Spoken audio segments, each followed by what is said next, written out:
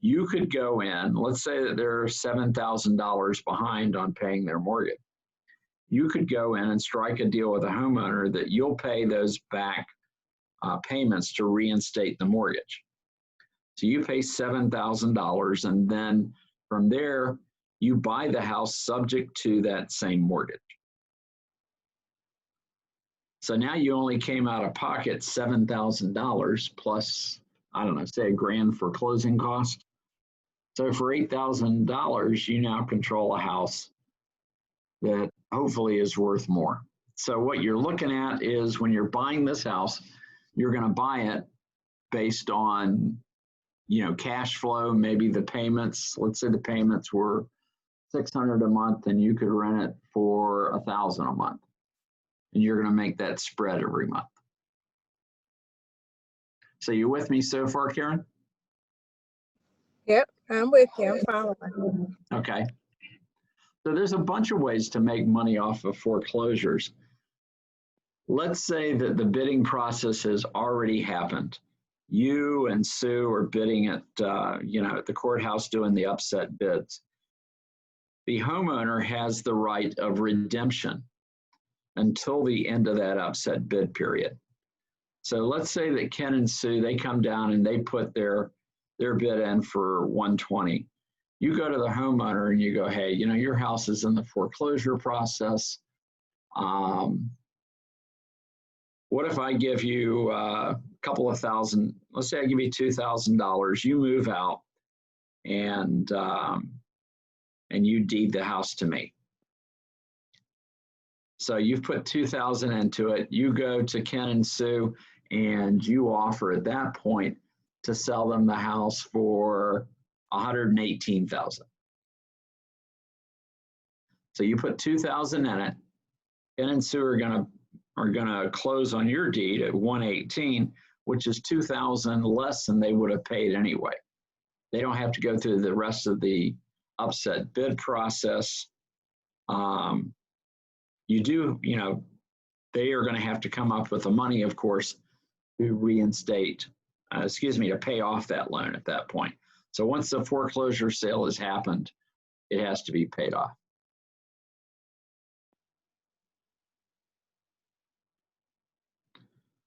So you with me so far? I'm with you, but you lost me a little bit when you said I come in, pay $2,000, and then turn around and sell it to Ken and his wife, but I buy it from the homeowner. But how does the deed get into my name so I can sell it to Ken and his wife without paying off the foreclosure mortgage? Unless I'm misunderstanding. So you could either pay it off, take title, and then sell it, or let's say that you got a contract from the homeowner that says, hey, I'll close in 2 days or 3 days or something. And now you just assign your contract to Ken and Sue. You didn't have to come out of pocket anything. Okay. I got it. Okay. Okay.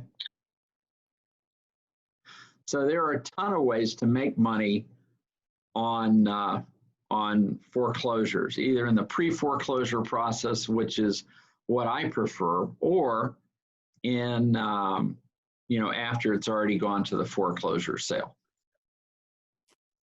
Hey Curtis. Yeah. I have a question.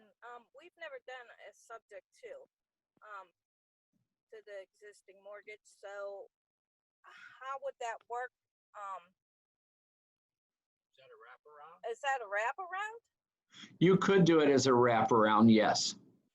The simplest. If you're taking it over subject to, well, banks don't allow that. How does that work? The banks don't allow an assumption of a mortgage. And if you do actually transfer title, then it triggers the due on sale clause. Is that what you're talking about? Yes. Okay. So just know when it's subject to the mortgage, there's nothing on top of it, right? So let's say that $50,000 is what is owed on that house currently, and you're able to just get them to assign it over to you or give you control of that property with one way or another that the attorneys do it for you legally, right? And then you just make the payments to the actual mortgage, banking institution, if that's who it's with. Now, wraparound obviously is when you're going to purchase it, let's say for $75,000, but there's an existing mortgage of 50 grand on it, right? So you're actually wrapping that around the existing mortgage. So you've got your wraparound factor too. Another thing, even if it's the balance of the mortgage, you can still do a wraparound just to safeguard, let's say, the seller, because sometimes, if you end up taking control of someone's mortgage, you always want to have a way for, them to actually have some type of recourse against you if you're wanting that, so that they don't play victim, right? So if you decided to take control over this person's mortgage and you went off to Tahiti with all the money, right? Never paid the mortgage, collecting all the rents and that kind of thing, then you would actually, be in a situation where, they could foreclose on you in essence, to get that property back. But you just want to make sure you do what you say you're going to do, and you don't take control of people's mortgages without making those payments, so you don't put yourself into that situation. And I do apologize for the background noise. I am at a job site right now, so we've got contractors in the background doing things and replacing ductwork. It's very sweltering hot in here. That's why I have that dewy look to myself, because it's like 95 degrees over here. It's great. And anyways, in regards to your foreclosure aspects, right? You just, if you're on the buy side, you want to try and, of course, get a hold of it without having recourses if you can. But if it is one of those situations where they want to feel safeguarded and you got to get the deal done that way, then you could go ahead and have the attorneys do the proper paperwork to where, if you didn't make those payments, then they could foreclose on, you to get the house back. So isn't that an assumption if they owe 50? An assumption, you become responsible. We're not doing a wraparound, just say, and I offer them 50 and they say, yeah, to pay it off or whatever, and pay the fees, late fees and what have you, and the attorney fees. I'm taking it over subject to. Isn't that kind of like an assumption? Assumption, did you apply with the bank to take over that person's liability? No. Then you didn't assume the mortgage. Huh? Then you did not assume the mortgage. Okay. You would have to apply with Bank of America to assume that person's mortgage over, right? Otherwise, you're taking it subject to. So if you did not apply and show them all of your bank records and go through that approval process with Bank of America per se. So it's just between me and the person that was getting foreclosed on. Correct. Because then you can fund, pretty much wire the funds to the attorney, let the attorney do the proper documentation. The attorney will then pay off the balance of, the mortgage to get it out of foreclosure per se. And then you would pick up with making those mortgage payments. Or you could get a third-party servicer involved if you wanted to, and have the third-party servicer make those payments on your behalf. But it's just between you and the seller and how, comfortable they're going to feel with you making those payments. And remember, money is confidence, right? They want to make sure that you're actually going to get them out of a bind, and you're going to do what you say you're going to do, and you're not going to turn around and, take on people's mortgages and not pay them. Right. And I understand, yeah. But do you tell the attorney that you're taking that over? Yes, 100%. It's full disclosure. Okay. Yep. The rules of the game, guys. Play by the rules. You do not want to be in court saying, Your Honor, I didn't tell the attorney. Your Honor, I didn't sign any paperwork. I did it on the hood of a car. Or, Your Honor, I signed that paperwork. They were, destitute and desperate, and I did it on their kitchen table. That's the last thing you want to say. You do it all with the attorney. You wire your funds to the attorney. You do a legitimate, transaction, just as if you're, purchasing it and everything. Okay. Yeah, people say that you can't do that, but that's incorrect information. They just don't want you to do it that way.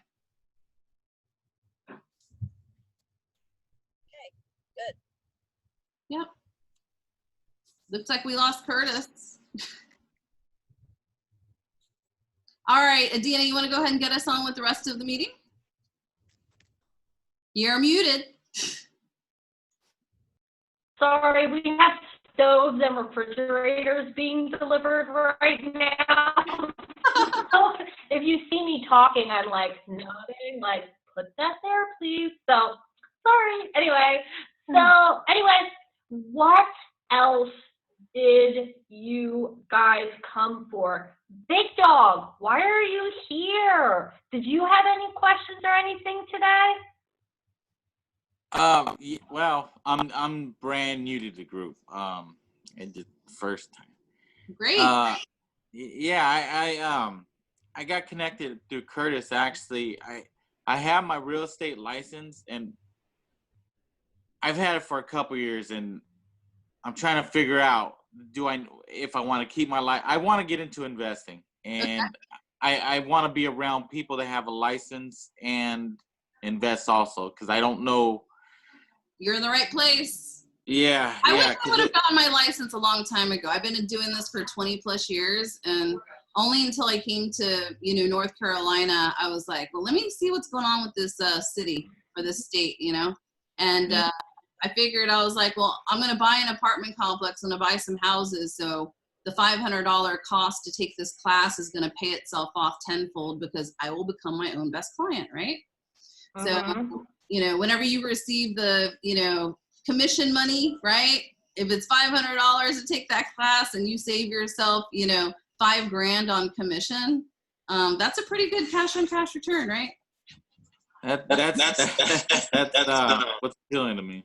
Yeah, where can you put $500 or $1,000 in a savings account and have it pay you out $5,000?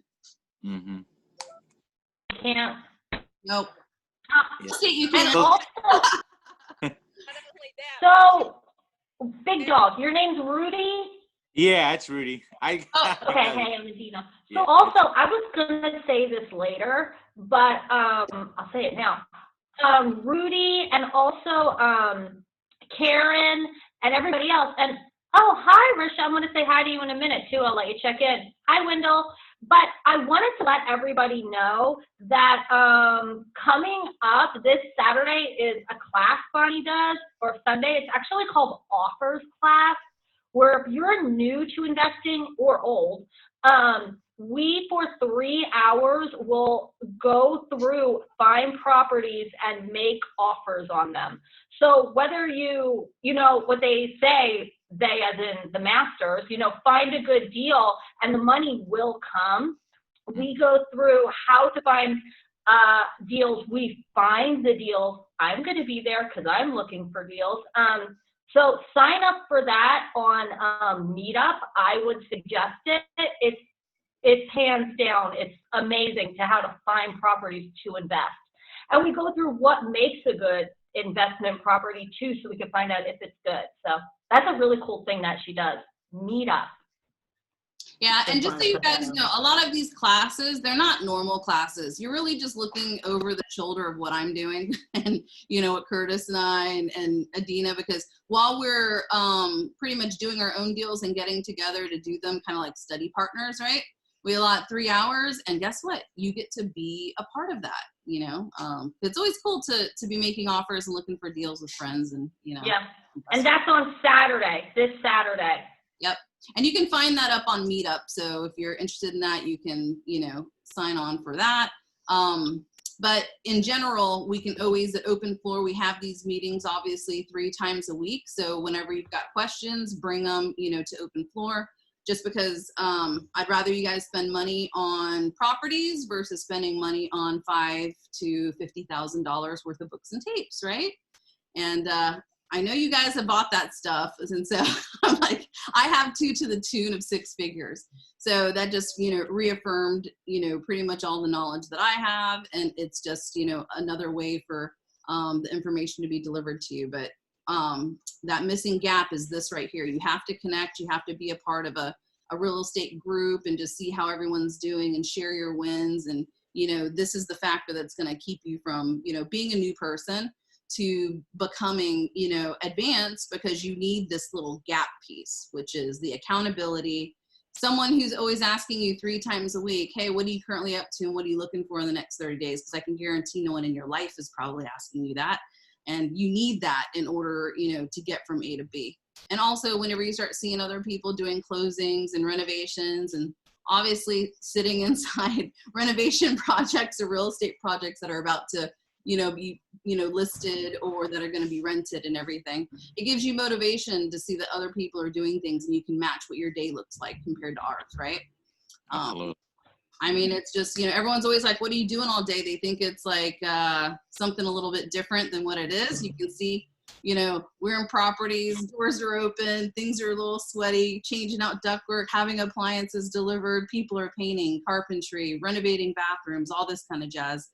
And yeah, we do this right now, do the meetings as well as doing our marketing, doing our emails and our calls and all that kind of stuff to kill 2 birds with 1 stone. So I always tell people just, kind of keep that in mind whenever you're doing things, because you can do it anywhere. There's no perfect time, or situation or having an office that looks perfect for you to get started with this real estate stuff. It's jump in, tag along with other people that are doing it, and if it has to be via Zoom right now, then so be it. Whenever this thing is over, we can go back to having our driving for dollars, which is where, people could actually jump in the car with us and go. And we, welcome people to see, over our shoulders. But like I said, coming here and getting connected and staying involved and meeting some people, because when this meeting's over, you should at some point, at least online, kind of, be with someone you can text back and forth with, or someone you can, be connected with online or something like that. So the connection is important. Yeah, absolutely. I agree. Also, it forces you to focus on real estate. Maybe if it's not your full-time job yet or whatever, like it just makes you spend that time. Hi, Risha Williams-Campbell. How are you? You're on mute, just to let you know. Hello, how are you? I'm great. Good to have you today. Yeah, I've visited a couple times before, been trying to work through some other stuff, and because I actually have a property I'm doing some renovations on. Yay! Are you Nice. right now? I am not there right now. Yeah, it's a single family home, but I have like a mother-in-law suite, and for years I have rented it, 2 separate parts of it, and now I have a tenant that the tenant that was upstairs is now calling zoning on me, so I've got wonderful issues that I'm dealing with. It's kind of put me on hold right now. So. Well, there's always ways to handle those things, you know what I mean? And it's just knowing the rules of the game and playing by the rules. I believe that I have a method, and I think I'm right, but I've got to call and find I need to wait and talk to the zoning and have them do their inspections, and I think I'm going to be okay. I think she's just upset about some stuff, and like she might need to find a different place to live, but hey. Gonna be all right. There's also like anytime you have a mother-in-law suite and everything, is she sharing anything or is she just staying over in the mother-in-law suite? Is it separated pretty much? Well, we'll see. This is my issue. For years we rented the mother-in-law suite. The last time when we rented to her, we switched it around and rented the rest of the house, and we're staying in the mother-in-law suite. And now she's putting some complaints in, but she stayed there for 2 years, and it's ridiculous now. But hopefully it's not an issue to just switch them around. You're renting rooms in your house. It's a house hack, but yeah, it depends. Like what the paperwork that you have with her, is it a lease that is rent by the room, or is it a normal lease? I have a lease, but I specify in the lease that you will reside in the rooms that are upstairs.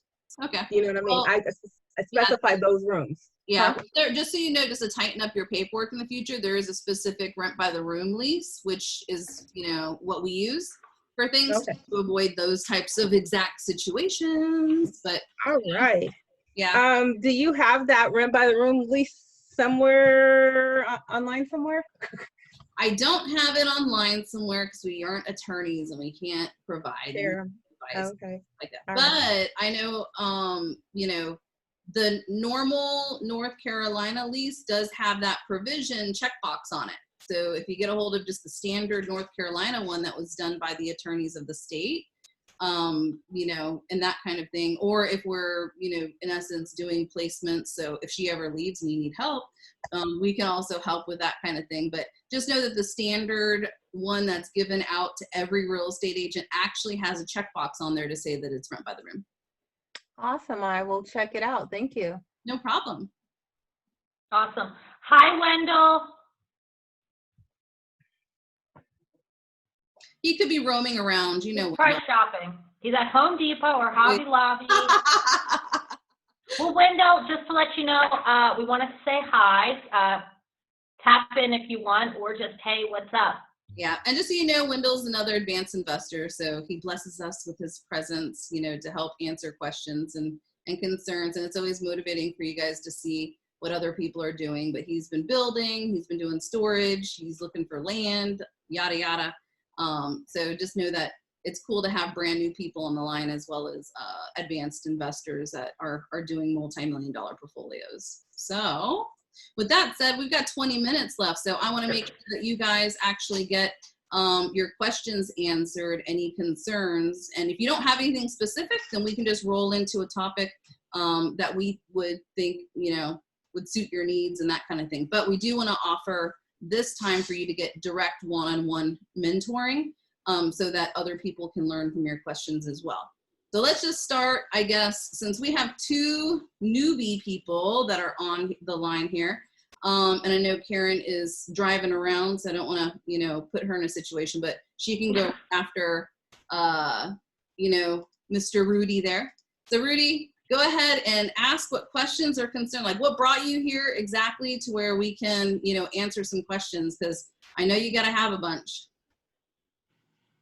Yes. I'm kind of all over the place, to be honest with you. Yeah, look at us as if we were your real estate 800 number.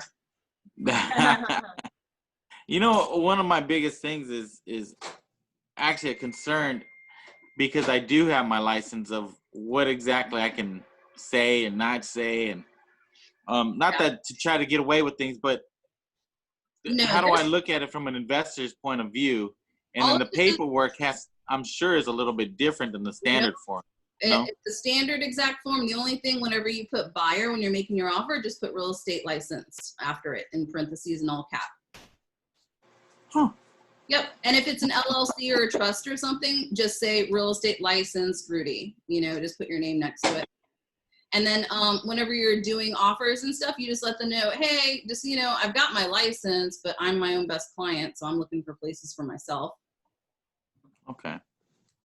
I guess as long as I'm disclosing that. And you're not out screwing people over, you'll be fine.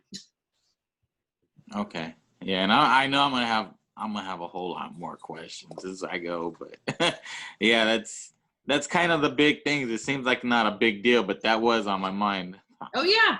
And just, you know, if you're talking with Curtis, he's the broker in charge for real estate realty, and there were agents and stuff that were over at some of the other firms that were not allowed to talk about this during their sales meetings and everything.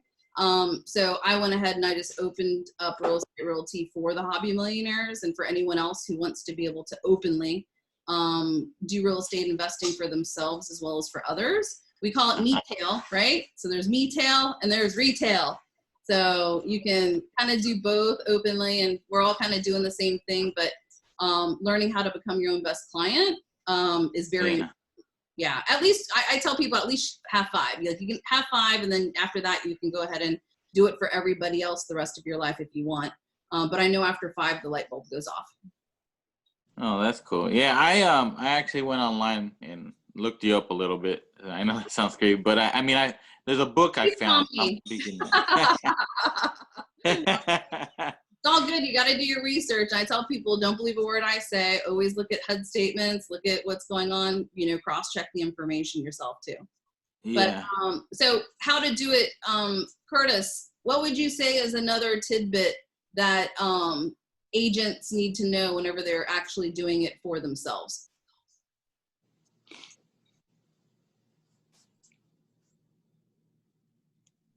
Maybe, Curtis isn't on. yeah, he's gone missing on us. Well, here's a question. If he's buying it, he has to disclose. But what if his wife would be buying it? Do you have to disclose that your husband's an agent? Great question. I always put on there affiliated. So I'll put real estate license affiliated on there.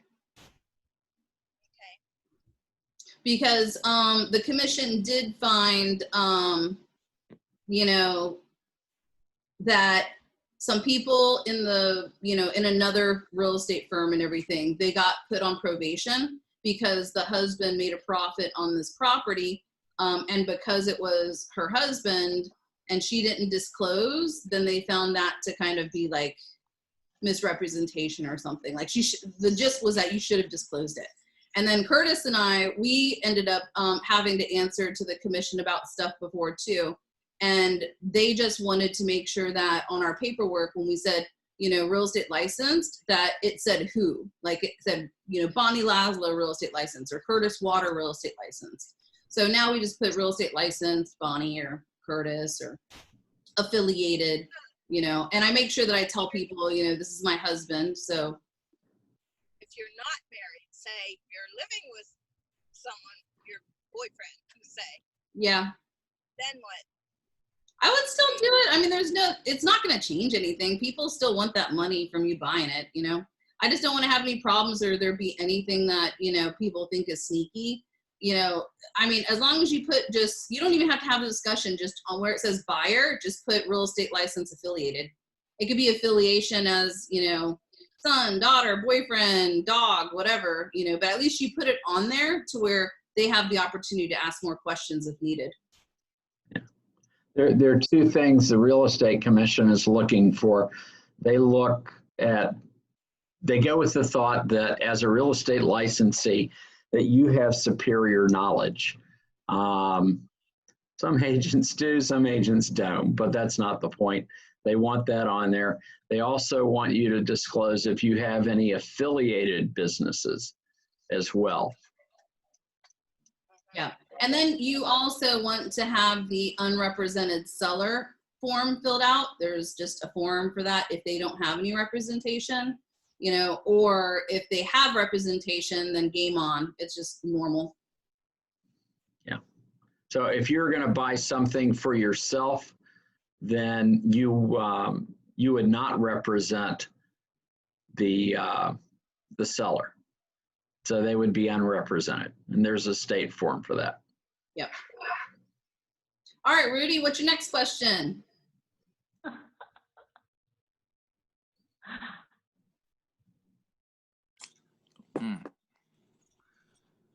So I assume MLS is a big tool Yeah. for getting your license. One of the reasons also. Mm-hmm. Where was I going with it? Well, I will add this about that. And people are going to hate me for saying this, but I'm going to tell it. You took time out to be on the call to take yourself to the next level. So I'll disclose the little secrets. But Redfin, just so you know, is about 15 minutes behind MLS. You don't have the features of sorting and access to all these other tools or being able to pull reports and everything like MLS allows you to. But at least the listings themselves are about 15 minutes behind MLS. I didn't know that. Now you do. Nice little tidbit.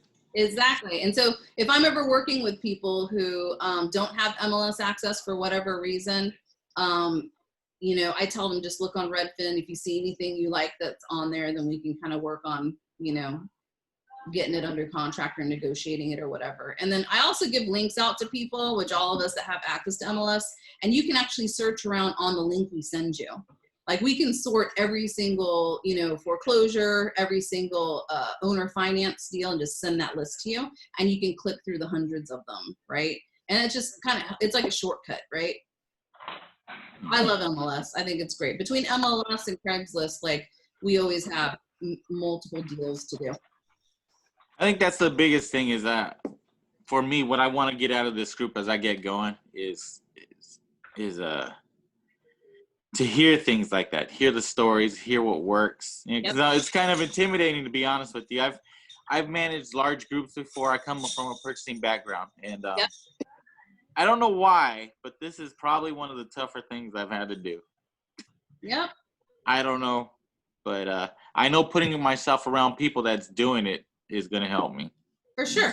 So when you say one of the toughest things, what is it that you're envisioning is tough? Oh man, I want to say finding deals, but I hear everybody saying they find deals, and I'm if I'm honest, if I'm giving a valuation, I feel like I'm holding myself back from something. I don't know what that is yet, and I think that I'm gonna find it here, but. Well, there is a little voice in your head as well, okay? And that little voice in your head is not you. It's there to actually keep you safe. So like right now you're breathing, you're safe, you haven't been run over by anything, right?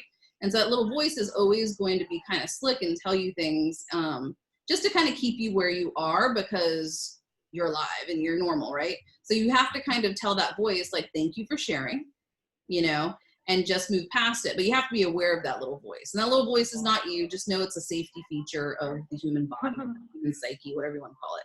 And you just tell it, thank you for sharing.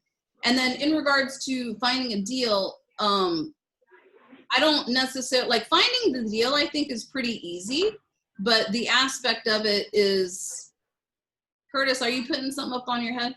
Yeah, work the fear. What's that say? I can't hear it. Or I can't. Work the fear. Work the fear. And it's one of those things too where I tell everyone it's a new person can get a deal. I can give you a deal right now, but the thing is you don't know what to do with it.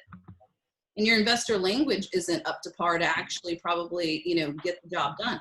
Like Curtis and I gave away 12 houses at a Hobby Millionaire Investor World event, and only one of those deals actually closed, I always look at them like, it's kind of like a little kitten batting around yarn, It's like, go ahead and give it to them and see what they, what they're going to do with it. And it's just practice makes perfect. Or you hook up with another wholesaler or another real estate, broker to where you can see how it's done, right? So you can just watch and see how it's done so you can replicate and you can mimic it and, learn that investor language and role play as well. So we do have a class too that's called, investor language, where we role play for 3 hours so that by the end of it, you sound like you know what you're talking about. Okay. I gotta sound like it if I'm gonna do it. Exactly. So just imagine if you're like, auditioning for a movie, right? So we're gonna pretty much have the conversation over and over for 3 hours until you sound like you know what you're talking about, right? Yeah.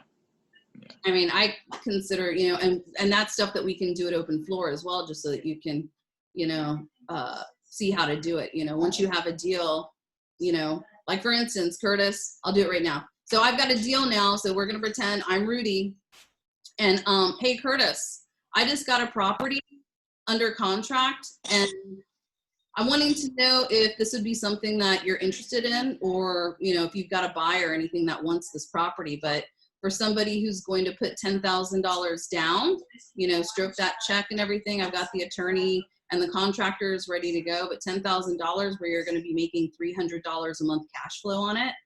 So, for a $10,000 investment, you buy the property and you're going to be making $300 a month on it. Would that be something that you're interested in? By the way, it's a 3-bedroom, that's 1,000 square feet, and it's in Gastonia. So at $300 a month, let's just take 10 months, make it simple. That's $3,000 a year that I'm making on a $10,000 investment. That's a 30% cash on cash return. I don't know many people that are getting 30% on their investments. Because imagine if you're putting $10,000 in your savings account, what are they paying out? 1%, if that. So I tell everybody, look at it as if you're putting that $10,000 into a house, which is like its own little, private Bank of America, right? And it just is paying you out $3,000 a year on that $10,000 investment. And you always have to talk about the money. So here's not the way to do it. Hey, Curtis, I've got this beautiful 3-bedroom house, and the neighbor across the street and everything, they've got, you know, a really, really cute landscaping and everything. And, you know, they've got, you know, a neighborhood that has a neighborhood watch that's pretty great. And the house, it was just painted tan, so it looks really cute. And yeah, we just poured, you know, a concrete driveway for it. Is this something you're interested in? It's really cute. What color's the toilet? You know, that's the type of question that all this drivel you mentioned leads me to. I know. This is it's, you have to talk investor language. Talk about the money. I don't care what it looks like. I don't care what the toilet is, right? It's like, tell me how I'm going to make money if I give you money. Simple as. So Bonnie, what does it rent for? And if it's already rented, how much do I have to put into it? And what is my return? Oh, you gotta, it's actually for sale for $100,000, and it currently rents out at $500 a month. $500 a month. Okay. And what are the payments? $700 a month. $700 a month are the payments, and the rent's $500. Yes. And I bet the tenant's locked into a 3-year lease or something crazy. Yeah, and you've got to do at least $50,000 worth of reno when they leave. Yeah. What else do you have for me? Those are not the deals you want to bring to an investor, guys. Those are the ones you want to kind of keep to yourself, because it's like, it's too far out in left field. Like that's not a real estate, you know, thing. The investor that you're going to try and sell to, or yourself, should be like, okay, whoever brought me this deal, or this deal obviously doesn't make any sense. Next, let's move on to the next one. Now, if I would have said to Curtis, you know, oh, the monthly payments are actually $200 a month and you're renting it out for, you know, $500, then he would still be walking away with a $300 a month, you know, cash flow on that particular property, right? Yeah. When can you send me the paperwork? Exactly. So you always want to make sure it cash flows, guys. That's, you know, cash flow is a green light. Okay. So let's go ahead and go to Karen real quick. Hey, Karen, are you still driving, or do you have a question, since you're pretty new onto this group? I do have a question. Sure.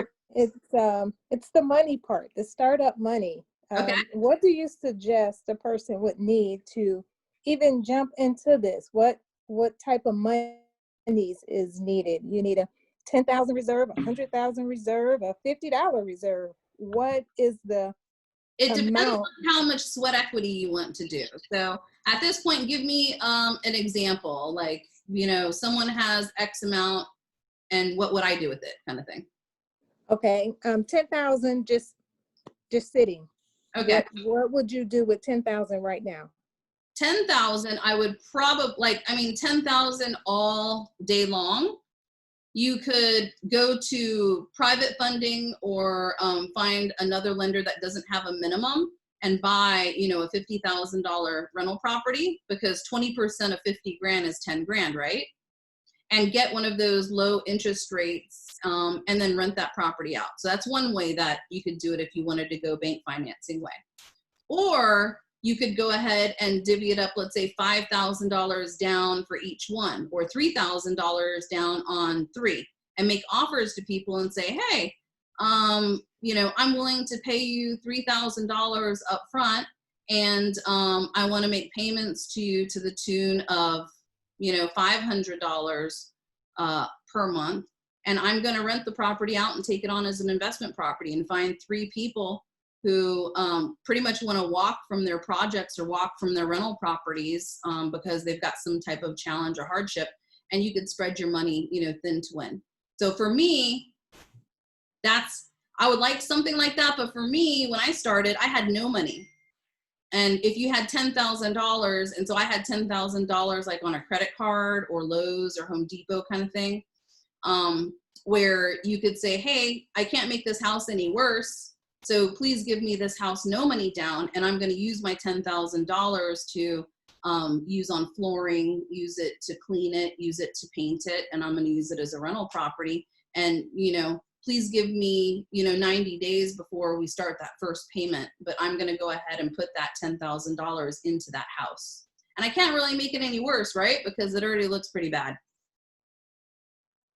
So those are. Now, where do I find properties like that? What's my first step into finding a property where I can do exactly what you just suggested? It's not a matter of finding, it's a matter of making those offers to everyone under the sun. Just like the offers class, like there's nothing wrong with creating your offer. And I don't care where it's at. Do you care where it's at if someone were to give you 3 houses for $3,000 down at $500 a month? No, it doesn't matter. I just want the property. Exactly. So why wouldn't we just go ahead and copy and paste that while you're watching, as I always say, it's not an income producing activity when you guys are watching Netflix, but you could go ahead and create your copy and paste. And while you're watching Netflix, just copy and paste to every single property under the sun that's for sale on the market or something, If you have access to MLS, pick all the ones that have been on the market for 4 months. Someone might be willing to wheel and deal, that kind of thing, And my whole thing is like, hey, just in case, don't be offended, just in case you don't find that perfect buyer, just keep me in mind. And you only need, like, if you sent out, 1,000 of these, copy and paste, or, even 100, 500 of them, why doesn't it not, like yield at least one? I mean, if you had one a month, right? And all you're doing is copy and pasting while you're watching TV, that's 12 a year, right? Okay. I got it. Yeah. Imagine if you're going to do this just, and you're copy and pasting for 2 months and you got one deal, right? That's still, 6 properties a year. Yeah. Yeah. And I just want to get you guys to 5. That's what I'm looking for. I just want to get you guys to 5 on the side, because that's when light bulbs go off and you guys understand. Plus, that's an extra $1,000 a month coming into your household. Okay. And you said Saturday you are having an offer training class. Yeah. On Meetup. Okay. Yeah, every single month I do it because I set that time aside to make offers myself as well and look for deals and teach other people that are doing things. So I know that, like Adina's looking for some properties. Curtis is always looking for properties. I'm always looking for properties, although I'm going to stagger out my closings to be probably 4 months or 5 months in the future, just because I want to finish out my current renovations, because we probably have about 5 of them left to do. And so obviously I'm still going to make the offers and, make the closing time frame, 5 months in advance or 4 months, in advance. So I have them queued up. And if I don't want to, and if someone else wanted to close it sooner, I could hand that deal off to Adina or Curtis or my friends or another hobby millionaire and keep that money, in the family. But every single time we do offers class, we always find deals. Okay. Thank you. Yeah, because last offers class, I think Jose found a duplex that's over outside of, I think, of Columbia, like a duplex for 75 grand. And it was supposed to be occupied, but it's not occupied, it's vacant. And if it were occupied, I might, look at it a little bit closer. I don't have time to do those make readies at the moment with, the ones that we have that are going on at this moment in time. But it's a great deal for somebody else. I mean, it's a brick duplex on a corner lot, 75 grand, guys. I mean, come on. You can rent a duplex out for a minimum of $750 a month, and, make some good money on that deal. Awesome. So we want to respect everybody's time. It is 1 p.m. The meeting is over. But 2 things. 1, we have another meeting tonight at 7 p.m. on Zoom. So bring more of your questions or your advice. We always love to hear what you have to say. But I want everybody to do something for me. That is not driving.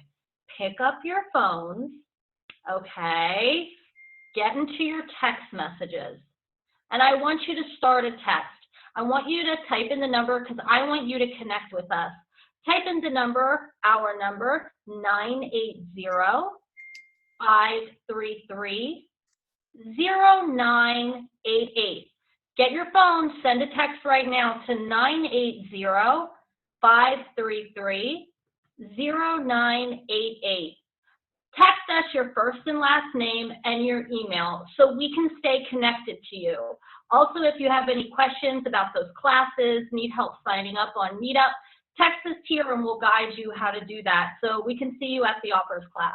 Yeah. But anyway, we will see you tonight at 7 p.m. Bonnie, do you have anything? Yeah, at tonight's meetings, we ran out of time here. I knew that there was a question more about what about the money needing to start, investing. So we'll make sure that that's an open floor topic so we can talk about the private money, the partnering, getting money off of business lines of credit, all this kind of stuff. But just so you have an idea, Curtis and I had started, back in the day when he was actually, doing high-end software sales and whatnot. And we ended up opening up like 6 figures worth of, business line of credit for him so he could utilize that to renovate properties and buy some properties. So he actually got into it with no money down because we opened up those lines and he, ran with it. So that's obviously one little tidbit, which will go into more, a deeper conversation at tonight's meeting. But I want to thank everyone for taking out for your lunch break. Thanks for connecting. And in the future too, even if you're at work, put an earbud in, just listen in just to get those nuggets of information. But I commend you guys in Big Win for, taking an hour out of your day to take yourself to the next level. We love you guys. Stay connected. Bye. Bye, guys.